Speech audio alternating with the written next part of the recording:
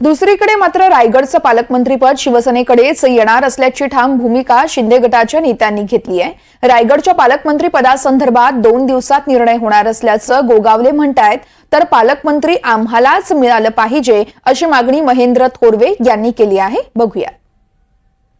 जे झालंय ते झालंय, आता जे काय होईल ते पण चांगलं होईल आणि आता 2 दिवसामध्ये त्याचा निर्णय होईल। तुम्ही कोणी काळजी करू नका।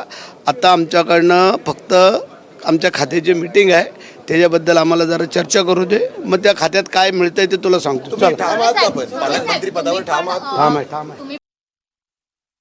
नाही, अजितदादांची भेट घ्यायला आम्ही गेलेलो, परंतु अजितदादा जेवायला गेलेलं असं सांगितलं तिथे, परंतु अजितदादांची राजकीय भेट आमची नव्हती त्या ठिकाणी। अजितदादांना कामाच्या साठी जी भेट होती की त्यांचं एक काम महेंद्र दळवींचं त्यांच्याकडे होतं आणि भरतशेठ आम्ही एकत्रपणे होतो, तर बोला चला जाऊन येऊया आणि म्हणून त्यासाठी गेलेलो होतो, परंतु अशी काय राजकीय भेट नव्हती। राहिला विषय रायगडच्या पालकमंत्री पदाचा, तर रायगडचं पालकमंत्रीपद हे शिवसेनेलाच मिळावं ही भूमिका ठाम आमची आहे।